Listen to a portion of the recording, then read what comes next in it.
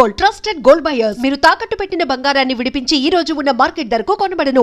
ఏంటి అసలు పవన్ కళ్యాణ్ ఇన్స్టాగ్రామ్ మొత్తం ఫీమేల్ ఫాలోయింగ్ ఎక్కువ కనబడుతుంది ఏంటి? ఎవరికోండి మరి నేను చూసాను ఫాలోవర్స్ అందరినీ. అయ్యా నాకు అంత లేదండి బాబు. రాజ్ గారు మీరు హ్యాండిల్ చేస్తున్నారు కదా, ఫాలోవర్స్ అందరూ అమ్మాయిలు ఎక్కువ ఉన్నారా అబ్బాయిలు ఎక్కువ ఉన్నారా? ఏం చెప్పారు? లేదు నేను నాకు ఎవరికి రాలేదు, నా వరకు అయితే ఎవరు రాలేదండి. నేను నిజంగా ఊరుకోండి, అమ్మాయిలు అందరూ ఫాలోయింగ్ ఎక్కువ అవుతుందండి. ఏం సంగతి? నేను చిన్నపిల్లండి మేడం, 23 కదా నాకు. ఇంకా లేదు నన్ను బతకనివ్వండి మేడం. అమ్మ బాబాయ్, ఏదో వాళ్ళ అభిమానం సపోర్ట్ చేస్తున్నారు కదా, మనం ఎంకరేజ్ చేయాలి కదా. జస్ట్ అభిమానం అంటే అంత బాగుంది కానీ ఏదో హోప్ పెట్టుకున్నారు. అంటే అభిమానం మీ గేమ్ మీద చాలా హోప్ పెట్టుకున్నాం, మిమ్మల్ని ఎంకరేజ్ చేస్తున్నాం కదా, సపోర్ట్ చేస్తున్నాం కదా. గేమ్ మీద ఇతని మీద గేమ్ మీదే గేమ్ మీదే గేమే గేమే. మన లిస్ట్ లో ఎవరైనా గర్ల్ ఫ్రెండ్, అబ్బాయి, మ్యారేజ్, ప్రపోజల్ ఏదో ఉంటుంది. ఏ ఆర్మీ బిఫోర్ వరకు లవ్ స్టోరీ ఉందని విన్నానే. అది ఉంటే బ్రేకప్. అది బ్రేకప్ అయింది. ఎలా? అది మొత్తం చాలా పెద్ద స్టోరీ అండి బాబు. అది పెద్ద స్టోరీ అయిందండి బాబోయ్. ఎందుకండి? అంటే స్టోరీ అంటే ఏముండదు. ఫర్ సపోజ్ ఓకే, ముందు అటు నుంచి అప్రోచ్మెంట్ అనేది అటు నుంచే జరిగింది. నేను అప్పుడు బిజీగా ఉన్నాను. ఇప్పుడు ఈ కోచింగ్, ఇప్పుడు డాడీ కోసం ఏదైతే మనం ఈ ప్రొఫెషన్లోకి అడుగు పెట్టేటప్పుడు నేను అది ఆ డెడికేషన్లో ఉన్నప్పుడు ఓకే, సమ్ వాట్ నా ఫ్రెండే, చిన్నప్పుడు ఫ్రెండ్, నాకు తెలియదు, అంత పరిచయం లేదు, చిన్నప్పుడు ఫ్రెండ్ అని తెలుసు. సో అలా నార్మల్గా మాట్లాడుకోవడం జరిగింది. నార్మల్గా అలా రోజు అలవాటు పడిపోయాం. బాగా అలవాటు పడిపోయిన తర్వాత ఒక రోజు ఎక్స్ప్రెస్ చేసింది ఎలా అంటే, లేదు అవ్వదు, మనకు అంత సినిమా లేదమ్మా, నన్ను నువ్వు తట్టుకోలేవు, మా అమ్మాయి నన్ను తట్టుకోలేదు, నిన్నే తట్టుకుంటా అని చెప్పి ఫస్ట్ అవాయిడ్ చేసేసాను నేనే. తర్వాత లేటర్ బాధ అనిపించింది, ఎందుకు ఇలా, తను మంచిదే కదా అది అని చెప్పి. అన్ఫార్చునేట్గా జరిగింది. వెంటనే నేను ఇలా యాక్సెప్ట్ చేసిన వెంటనే ఇలా ఒక 1-2 monthsలో నాకు ఇలా వచ్చేయడం జరిగింది అనమాట ట్రైనింగ్. సో నేను ట్రైనింగ్కి వెళ్ళిపోవాల్సి వచ్చింది. వెళ్ళిపోయిన తర్వాత కూడా బాగానే ఉంది. తర్వాత మధ్యలో ఏమైందో తెలియదు, మెసేజెస్ లేవు, కాల్స్ లేవు. సో అది కూడా ఒక నా తప్పలేండి. అంటే తప్పు అంటే నా బ్లండర్ ఏమైందంటే, నేను ఒకరోజు లీవ్కి వస్తున్నా, ట్రైనింగ్ మధ్యలో ఒకరోజు లీవ్కి వస్తుంటే, సో కలవమన్నారు. ఇలా కలవండి మా ఇంట్లో వాళ్ళని, ఇలా మా మావయ్యని కలువు అని అంటే, నేను ఓకే దాన్ని ఏమైనా కలుద్దాం ఓకే అని చెప్పి కలుద్దామని చెప్తే, ఆవిడ ఆ రోజు నేను ఫ్లైట్ నైట్ దిగితే, ఆ రోజు నైట్ టైం అయింది కదా, వద్దు బాబు అన్నారు. తర్వాత మరుసటి రోజు నాకు ప్రాక్టికల్ ఎగ్జామ్స్ ఉన్నాయి. ఆ ప్రాక్టికల్ ఎగ్జామ్స్ చూసుకొని అది కూడా 6-7 అయిపోయింది. ఇప్పుడు అక్కడ నుంచి 50 kilometers డ్రైవ్. నైట్ 9 అయిపోతుందమ్మా, రేపు మార్నింగ్ రా అంటే, ఓకే సార్, నాకు నైట్ రేపు ఆఫ్టర్నూన్ నాకు 3 ఫ్లైట్, నేను మార్నింగ్ వచ్చి మిమ్మల్ని కలుస్తానని చెప్పి మార్నింగ్ రెడీ అవుదాం అనుకుంటే, సో అక్కడ వెదర్ నాకు ట్రబుల్ ఇచ్చింది అనమాట. అక్కడ కలకత్తాకి వెళ్ళాల్సిన ఫ్లైట్ వేరే సమ్ సోర్సెస్ వల్ల ఫ్లైట్ ప్రీపోన్ లా అయింది. సమ్ టైమింగ్ సరిగ్గా నాకు కనెక్ట్ అవ్వలేదు. సెట్ అవ్వకపోవడం వల్ల నేను ఇంకా ఫాస్ట్ ఇంకా ఇది సెట్ అవ్వదు, నేను కాల్ చేసి మాట్లాడదాం అని చెప్పి చేస్తుంటే కాల్ రీచ్ అవ్వలేదు వాళ్ళకి. తర్వాత వెళ్ళిపోయిన తర్వాత ఇలా కాల్ చేసి ఇలా చెప్తుంటే వాళ్ళు అన్నారనమాట. దాని తర్వాత కూడా ఓకే పర్లేదు, నెక్స్ట్ టైం వచ్చినప్పుడు కలుద్దాం అది అంది. తర్వాత అప్పటి నుండి ఇంకా మరి రెస్పాన్స్ లేదు, నా మెసేజ్కి అట్లకి ఏం రిప్లై లేదు, ఏమీ లేదు. సరే మేబీ ఏమో ఇంట్లో ఉంది, ఇక్కడ కళ్ళంటే వాటర్ వచ్చాయి ఇప్పుడు ఎందుకు అవన్నీ. అంటే నేను ఎలా ముందు చాలా అరగంట ఉండేవాడు మనిషిని అసలు. ఓకే బేసిక్గా నాతో మంచిగా మాట్లాడితే ఓకే, మాట్లాడకపోయినా నేనేం వేరే వాళ్ళ గురించి బేసిక్గా ఆలోచించాను. ఎందుకంటే నా గురించి నేను ఆలోచించడానికి నాకు టైం సరిపోదు, అంత ఆలోచించుకుంటా నా గురించి. సో వేరే వాళ్ళ గురించి ఆలోచించే పర్సన్ కాదు బేసికల్గా. సో అలా ఈ మనిషి గురించి ఆలోచించి ఏమైంది అసలు ఏంటి అనే క్వశ్చన్కి ఒక స్టేజ్లో అర్థమైంది. ఇంట్లో మేబీ ప్రెషర్ ఏదైనా పెట్టారేమో, మేబీ ఇంట్లో లాక్ అయ్యిందేమో అని ఎక్స్పెక్ట్ చేసి ఓకే కాలేజ్లో జాయిన్ అవుతారు కదా, కాలేజ్లో జాయిన్ అయిన తర్వాత ఎవరైనా ఫోన్ తీసుకొని మెసేజ్ చేస్తుంది అని చెప్తే వేరే వాళ్ళ ద్వారా కాలేజ్లో జాయిన్ అయిందని కూడా తెలిసింది. కాలేజ్ జాయిన్ అయింది కదా ఇంకా మెసేజ్ రాకపోవడం ఏంటంటే, నేను మా ఫ్రెండ్స్కి వాళ్ళందరికీ ఫోన్ చేశారా ఎలా ఉంది ఏది కథ అని చెప్పి నేను ఎంక్వైరీ చేసి తీరా వాళ్ళ క్లాస్లో ఒక ఫోన్ నెంబర్ 4 రోజులు తపస్సు చేసి ఒక ఫోన్ నెంబర్ పట్టుకొని ఫోన్ చేస్తే ఆవిడ ఫోన్ ఇస్తే నేను మాట్లాడిన తర్వాత మాట్లాడతానని చెప్పి. తర్వాత ఒక స్టేజ్లో నేను ఇంటికి వెళ్ళాను. నాకు లీవ్ దొరికిన వెంటనే ఎప్పుడైతే నాకు ట్రైనింగ్ అంతా అయిపోయిందో దాదాపు ఒక 8 months తర్వాత నాకు లీవ్ దొరికింది. 8 months వరకు లేదు, 8 monthsకి లీవ్కి వెళ్ళిన తర్వాత వాళ్ళ ఇంటికి వెళ్ళాను. ఇంటికి వెళ్తే వాళ్ళ డాడీ వాళ్ళు అవ్వదు అసలు ఇంట్లో కూడా రాకను అని చెప్పి పంపించేశారు.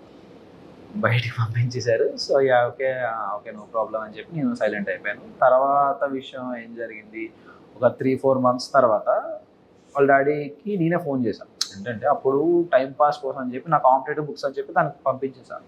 ఇలా బుక్స్ చదువుకో ఇంకా బెటర్గా ఉంటుంది, ఇంకా నువ్వు డైవర్ట్ అవ్వడానికి బాగుంటుంది అని చెప్పి, ఓకే నాకు ఎందుకైనా పనికి వస్తుంది కదా బుక్స్ అని చెప్పి నేను కాల్ చేసి ఇలా నా బుక్స్ అడుగుదా అని చెప్పి బుక్స్ కోసం ఫోన్ చేసి అతను ఏమన్నారంటే మీరు చేసేసుకోండి బాబు అది ఇది అని చెప్తే ఆవిడ నెంబర్ ఇచ్చారు. తన నెంబర్ ఇచ్చిన తర్వాత తనకు కాల్ చేస్తే నేను ఒప్పుకోను అది ఇది అని చెప్పి ఫస్ట్ 2 రోజులు తెలుసు కదా మీ అమ్మాయిలు అమ్మో బతిమాలాలి, మిమ్మల్ని అంత ఎక్కడికో ఎత్తాలి, అంత ఎత్తి ఇలా కాదు అలా ఇలా జరిగింది అలా జరిగింది అంతే ఎక్స్ప్లెయిన్ చేసి నేను పడిన పెయిన్ అన్నీ ఎక్స్ప్లెయిన్ చేస్తే అప్పుడు కరిగింది.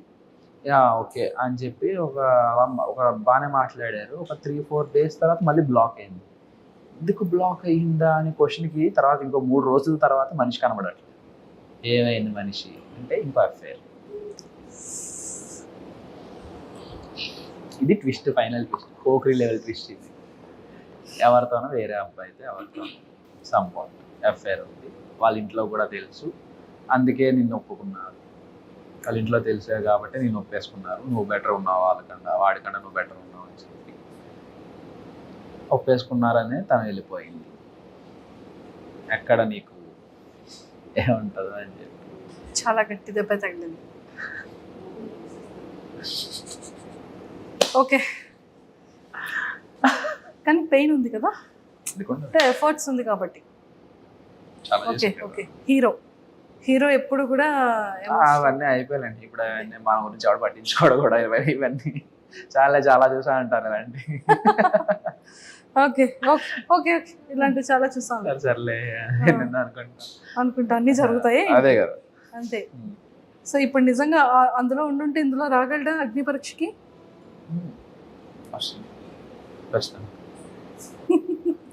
Super. Whatever past is past, కానీ ప్రెసెంట్ ఎంత బాగుంది. సో అయితే అప్లికేషన్స్, పోస్ట్ లెటర్స్, కార్డ్స్ అన్ని కూడా ఇంక డైరెక్ట్గా పంపించవచ్చు. అయితే పంపించవచ్చు.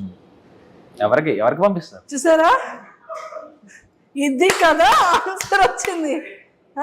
ఎవరికి అందరికి అందరూ సెన్స్ లో ఉన్నారు కానీ మనోడు పంపించు. నేను ఇంకా అప్లికేషన్స్ అవి ఏమైనా అంటే ఇంకా లీవ్ లోనేమో ఇంకేమైనా లీవ్ అప్లికేషన్స్ కి అలాంటివేమో అనుకుంటున్నా నేను. అంటే వాళ్ళందరికి అర్థమైంది కానీ మీకు అర్థం కాదు. నిజంగా అర్థం కాలండి. ఇన్నోసెంట్ అండి బాబు.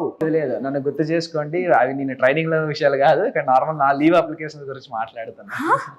అసలు ఇందులోకి ఎలా వస్తాం మేము? రామ అందరికీ అర్థమైంది అక్కడ. నేను చిన్నపిల్లండి అండి, ఇన్నోసెంట్ కదా, ఒక పట్టాను అర్థం కాదు. ఏం చెప్తాను, చాక్లెట్ ఏమైనా తెచ్చిమ్మంటావా, బిస్కెట్స్? మానేసానండి. సూపర్. సో ఫైనల్ గా అప్లికేషన్స్ అన్నిటికీ కూడా రాజు అప్లికేషన్స్ అన్ని కూడా లైన్ లో పెట్టమ్మా. కాదు వెయిట్ ఎత్తుతారా? ఖచ్చితంగా ఖచ్చితంగా. నేను లుక్ ఇవ్వలేదు, ఆన్ ఫేస్ ఉన్నారు కదా, ఇంక లుక్ ఇవ్వాల్సిన అవసరం లేదు. కళ్ళలో చూడాలి మీరు, నా కళ్ళలో తెలుస్తుంది. కళ్ళలో చూస్తే తెలుస్తుందా? నిజంగా ఒక్కటి మాత్రం ఎట్టు ఓపెన్ చేసినా కూడా అదే కనబడుతుంది. అంటే పాపం ఆవిడ వెయిట్ ఎత్తగలరా అని అడిగితే శ్రీముఖి గారిని ఎత్తుతారా అన్నట్టు చూసారు. అంటే ఆవిడ అలాగే చూసారు, మొయ్యగలరా అన్నట్టు. అంటే మేబీ మొయ్యమంటారేమో, టాస్క్ ఇస్తారేమో అనుకో, నేను అదే ఎక్స్పెక్ట్ చేశాను. సో సరే, ఇప్పుడు మనం అయిన తర్వాత నేను ఆల్మోస్ట్ దాదాపుగా 8 లో ఉన్నాను అనమాట. 79 to 80. ఇప్పుడు అన్ని కేజెస్. ఇప్పుడు నన్ను వెయిట్ లిఫ్ట్ చేయాలి. డెఫినెట్లీ చేసేద్దాం. నో ప్రాబ్లం, దానికే చేసేద్దాం. ఏమైనా ఒక డ్రమ్ అనుకుంటున్నారా ఇలా పట్టుకొని వెళ్ళిపోవడానికి? లిఫ్ట్ చేసేస్తారా? అమ్మాయిలు సున్నితంగా హ్యాండిల్ చేయాలి మేడం, సున్నితంగా ఎలా చేస్తున్నారు. ఇదేదో టాస్క్ నిజంగానే మనం వింటాము. సో మరి ఎలా లిఫ్ట్ చేస్తారో చూద్దాం. సో ఆ ఫేస్ లో ఎక్స్ప్రెషన్ ని క్యాప్చర్ చేయాలి నన్ను లిఫ్ట్ చేసేటప్పుడు. చూద్దాం, ట్రై చేద్దాం. ట్రై అంటున్నారేంటి? చేసేస్తారు అన్నారు కదా. చేసేద్దాం. మీకు తెలుస్తుంది కదా నా ఎక్స్ప్రెషన్, అది ట్రై చేద్దాం. చేసేద్దామా? చేస్తాను. నేను చేస్తాను. నన్ను మీరు మొయ్యరద్దులే, నేనే మోస్తాను. అదే చూస్తాను మరి. సూపర్. సో ఇండస్ట్రీ, యాక్టింగ్ అంటే ఇష్టం? చిన్నప్పటి నుండి చాలా చాలా ఎప్పటి నుంచి చిన్నప్పుడు ఎప్పుడు టీవీస్ చూసినా ఏం చూసినా పోస్టర్స్ చూసినా ఇలా అవ్వాలి అంటే ఎప్పుడు నాకు mind minimum maturity age minimum సినిమాలు చూసే ఏజ్ అంటే స్టాలిన్ సినిమా అన్నమాట, చిరంజీవి గారిది. ఆ స్టాలిన్ సినిమాలో పరారే పరారే టైటిల్ సాంగ్ ఉంటుంది. ఆ సాంగ్ స్టెప్ వేస్తూ తర్వాత ప్రభాస్ గారు ఏకనిర్జన్ స్టెప్ వేస్తూ అలా ప్రతిదానికి టైటిల్ సాంగ్స్ అనేది ఈ పెట్టుకొని నేను అలా ఇన్స్పైర్ అయిపోతుండేవాడిని అనమాట. పోస్టర్స్ చూసి ఇలా మనకు 100 days ఫంక్షన్ ఎప్పుడు అవుతుంటది, మొన్న అల్లర్జున్ గారు నేషనల్ అవార్డు వస్తే ఇలా మనకి ఎప్పుడు వస్తుంది, ఇలా త్రిపుల్ రామ్ చరణ్ గారిని చూసి ఎవరిని చూసినా ఎన్టీఆర్ గారిని చూసినా ఎవరిని చూసినా ఇలాంటి ఛాన్స్ మనకి ఎప్పుడు వస్తుంది, మనకి ఎప్పుడు అవకాశం వస్తుంది అని చాలా అనుకునేటండి. జాబ్ వచ్చేసింది మరి ఇంకేం స్టేజ్ మీద అతను పొరపాటున జాబ్ వచ్చేసిందంట. ఓకే పొరపాటున అంటే ఓకే నేను దానికి డెడికేషన్ గా ఒక 6 months సినిమా థియేటర్లు వాటికి వెళ్ళకుండా ఓకే డాడీ పంపించాడు కదా, ఓకే వీళ్ళు నా కోసం ఎంత కష్టపడ్డారు, నా ఫ్యామిలీ నాకు చిన్నప్పటి నుంచి ఓకే ఫైనాన్షియల్గా చాలా వీక్, మేము చాలా డాడీ చాలా ఫేస్ చేశారు, చాలా ఎదురు దెబ్బలు చాలా తగిలే, నాకు ఎంత చేసినా నాకు ఎక్కడ ఏవి తక్కువ చేయకుండా నాకు బెస్ట్ ఎడ్యుకేషన్ ఇప్పించాడు. సో అతని కోసం నేను నన్ను ప్రూవ్ చేసుకోవాలి, అతని కొడుకుగా నేనేం చేయగలను, తనకి ఈ మాత్రం హ్యాపీనెస్ నేను ఇవ్వాలి అని చెప్పి టఫ్గా నా ఇష్టాన్ని కూడా నేను పక్కన పెట్టి అతని కోసం నా డ్రీమ్ని నా ప్యాషన్ని అన్ని పక్కన పెట్టి కష్టపడ్డాను. నాన్న కోసం నేను కష్టపడితే ఒక నేను ఇదే ఫిక్స్డ్ ఫీల్డ్ అనుకోలే, I want make him proud to serve India అని చెప్పేసి నేను వెళ్ళి ఒక ఛాన్స్ వచ్చింది, ఎగ్జామ్ రాశాను. ఆల్రెడీ ఫిజికల్గా మెంటల్గా అన్ని ఫిట్. నేను చిన్నప్పటి నుంచి 9th క్లాస్ నుండి నేను రన్నింగ్స్ కానీ స్పోర్ట్స్ కానీ అన్ని చేస్తుంటాను. సో ఆ ఫిజికల్ ఫిట్నెస్ అలా ఉపయోగపడింది. అండ్ నేను స్పెషల్గా కోచింగ్ కూడా తీసుకున్నటువంటి గ్రౌండ్కి కానీ ఈ ఎగ్జామ్స్ కానీ దేనికైనా సరే నేను దీనికోసం కూడా కష్టపడ్డాను. కానీ ఎంత కష్టపడినా నాకు మినిమం ఆ హార్ట్లో ఎక్కడో గిల్ట్ ఉంటుంది కదా, ఓకే నాకు నచ్చింది నేను ఇంకా చేయట్లేదు కదా, ఇది ఓకే లక్. అందరికీ ఛాన్స్ రాదు కదండి, చాలా మంది చాలా కష్టపడతారు కదా సర్వీస్లోకి వెళ్ళడానికి, ఇండియన్ ఆర్మీలోకి వెళ్ళడానికి. సో అందరికీ ఛాన్స్ రాదు. నాకు వచ్చిందని వినియోగించుకుంది, ఓకే వచ్చిందని ఎందుకు వదిలేసుకోవడం, ఈ అదృష్టాన్ని ఎందుకు వదిలేసుకోవడం. నేను వెళ్ళాను, 3 years సర్వీస్ చేద్దాం అంటే నేను యాక్చువల్గా నాకు ఎంతైతే ఉందో అంతవరకు సర్వీస్ చేద్దామని ఫిక్స్ అయ్యి వెళ్ళా. నేను మధ్యలో వచ్చేద్దామని ఏం రాలే. సో అన్ఫార్చునేట్గా వచ్చింది ఛాన్స్, ఓకే ఇది వచ్చింది, దీనికి ఎలాగైనా మనం ఉపయోగించుకోవాలి, ఇప్పుడు కాకపోతే ఇంకెప్పుడు ట్రై చేద్దాం, ఎలా అయినా కొడదాం అని చెప్పి ఇలా లీవ్ పెట్టుకొని ఇలా రావడం జరిగింది. సూపర్. ఫస్ట్ ఫ్యామిలీ బ్యాక్గ్రౌండ్ ఏంటి? నాన్నగారు ఏం చేస్తుంటారు? డాడీ ఒకటి చేయలేదండి బాబోయ్, అతను ఆల్రౌండర్ అతను. అంటే అతనికి ఫస్ట్ నార్మల్గా ఓకే 10th వరకు ఓకే, 10th తర్వాత మిల్క్ బిజినెస్ పాల వ్యాపారం పెట్టుకునేవారు. ఇక్కడ మాక్సిమం మన ఏరియాస్ అన్ని మన వైజాగ్ విజయనగరం ఏరియాస్ అన్ని ఫార్మాస్యూటికల్ కంపెనీస్ కాబట్టి ప్రతి కంపెనీకి ప్రతి దానికి పాలు పెరుగు అన్ని సప్లై అనమాట. అప్పుడు చాలా బాగుంటుండే. తర్వాత కొంతమంది బ్యాక్ స్టాపింగ్ చేయడం వల్ల డాడీకి చాలా మంది వెన్నుపోటు పొడిచి అప్పుడు డాడీ కూడా చిన్నప్పుడే పెళ్లి అయిపోయింది అనమాట. సో వాళ్ళకి అందరిని నమ్మేసేవారు ఈజీగా, ఎవరు ఏం చెప్తే అది నమ్మేసి వాళ్ళకి డబ్బులు ఇచ్చేసి సో మొత్తం చాలా జీరోకి వచ్చేసాం, బాగా డౌన్ అయిపోయింది మొత్తం ఫ్యామిలీ పొజిషన్. చాలా మంది అంతా డౌన్ అయిపోతే అప్పుడు మా తాతయ్య, మా నాన్నమ్మ, మా చిన్న తాతయ్య, మా చిన్నాన్నమ్మ వీళ్ళందరూ సపోర్ట్ ఇచ్చి మా ఫ్యామిలీ మొత్తం అందరూ సపోర్ట్ ఇచ్చారు. ఇలా కాదు ఇది అని చెప్పి అంత డౌన్ దిగిపోయిన తర్వాత కూడా ఈ బౌన్స్ బ్యాక్ అనమాట. తర్వాత ఓన్లీ నా మీద ఆశలు పెట్టుకొని మొత్తం ఫ్యామిలీ మొత్తం నా గురించి డాడీ చాలా కష్టపడి చాలా చేసిన తర్వాత ఈ ఫీల్డ్ తర్వాత ఆటో వచ్చారు. ఆటో తర్వాత వ్యాన్ నడిపేవారు, తర్వాత క్యాబ్ చేసేవారు. ఇప్పుడు క్యాబ్ మొత్తం నాకు జాబ్ వచ్చిన తర్వాత క్యాబ్ కూడా అమ్మేసి ఇప్పుడు ఒక 2 shops పెట్టుకున్నారు ఊర్లో. 2 shops పెట్టుకొని ఇప్పుడు కొంచెం mummy house wife, home maker. Brother and sisters? Brother ఉన్నాడండి, తను కూడా ఓకే పాలిటెక్నిక్ చేశాడు. పాలిటెక్నిక్ తర్వాత ఇప్పుడు డాడీకి హెల్ప్ఫుల్, ఇప్పుడు డాడీకి కూడా వయసు అవుతుంది కదా, సో డాడీకి సపోర్ట్ గా ఒక షాప్ దగ్గర మెయింటెనెన్స్ చేస్తుంటారు. 2 షాపులు ఉన్నాయి కాబట్టి. సో పుట్టి పెరిగింది చదువుకోవడం అంతా విజయనగరం? నేను పుట్టింది శ్రీకాకుళం డిస్ట్రిక్ట్ పైడి భీమవరంలో పుట్టాను. పెరిగింది ఇక్కడ ఆనందపురంలో పెరిగాను వైజాగ్ దగ్గర.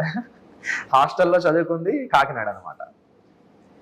అమ్మయ్య, ఇంకేమన్నా లిస్ట్ చెప్తారేమో. తర్వాత ఇంటర్ డిగ్రీ నా విజయనగరం, తర్వాత మళ్ళీ కోచింగ్ కాకినాడ, మళ్ళీ ట్రైనింగ్ బీహార్, పోస్టింగ్ కాశ్మీర్.